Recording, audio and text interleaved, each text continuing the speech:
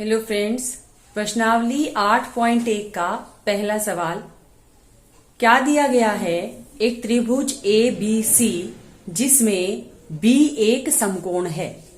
हमें एक त्रिभुज दी गई है जिसका नाम है ABC और इसके अंदर कोण B एक समकोण है।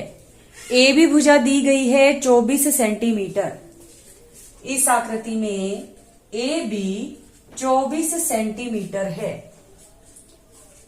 इसी प्रकार से BC भुजा दी गई है 7 सेंटीमीटर। दो भुजाएं दी गई हैं, समकोण त्रिभुज है, तो पहले हम तीसरी भुजा ज्ञात कर लें। जैसा कि हमें मालूम है, समकोण के सम्मुख भुजा क्या नाम दिया था? कर्ण। समकोण के सम्मुख भुजा जो कि कर्ण है यानी AC, पहले हमें कर्ण को ज्ञात करना है।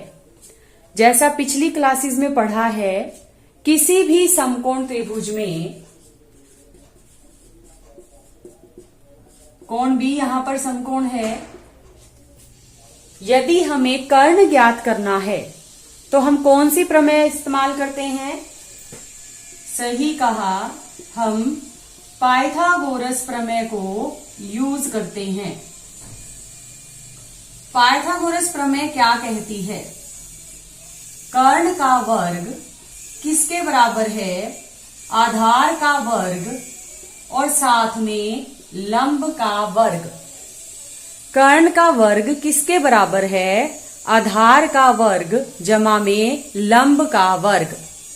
आधार यहां पर कितना चल रहा है? 7 सेंटीमीटर। और लंब हमारे पास क्या है? 24 सेंटीमीटर। हमने इनको जोड़ लिया तो हमारे पास आ जाता है 625 सेंटीमीटर।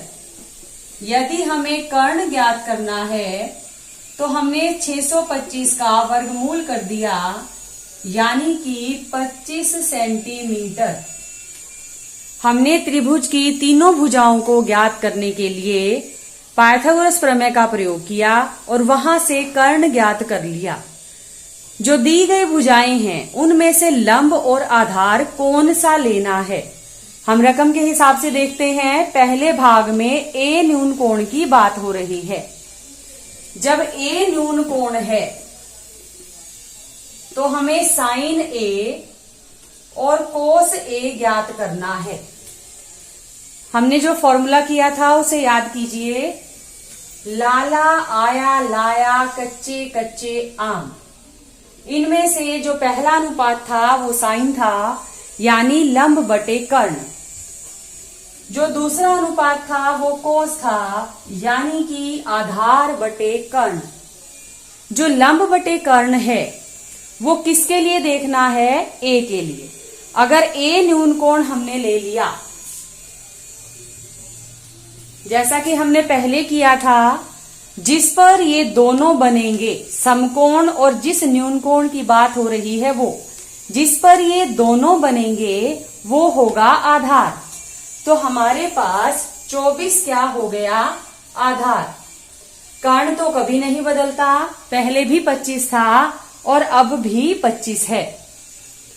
लंब क्या हो गया? न्यून कोण के सामने वाली भुजा, जो कि कितनी है? 7 सेंटीमीटर। A न्यून कोण के लिए उसके सामने वाली भुजा लंब है, जिस पर दोनों कोण बन जाए वो आधार है। ये हमने मान आकृति में से देखे और लिख दिए। इसी तरह से दूसरे भाग के लिए हमें निकालना है साइन C और हमें निकालना है कोस C। फॉर्मूला तो अब भी वही है।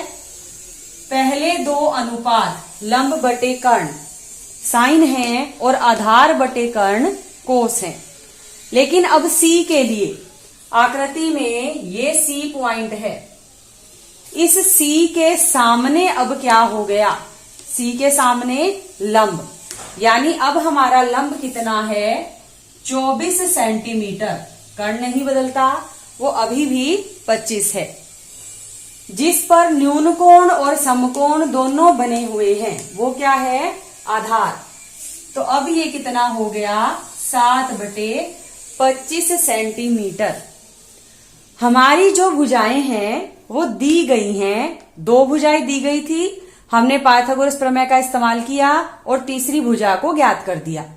जब हमें कर्ण पता लग गया तो हमने न्यून कोण के आधार पर इन तीनों में से लंब और आधार का निष्कर्ष किया। लंब कौन सा है? जो न्यून कोण के सामने है। ए लिया था तो BC लंब था, सी लिया है तो AB लंब है, ए लिया है तो AB आधार है और सी लिया है तो CB आधार है। इसको ध्यान में रखते हुए हमने सभी अनुपात पूरे कर दिए, तो हमारे पहले सवाल का जो हल है वो ज्ञात हो गया। इसे कॉपी में करें, पॉज करें वीडियो को और नोट करें।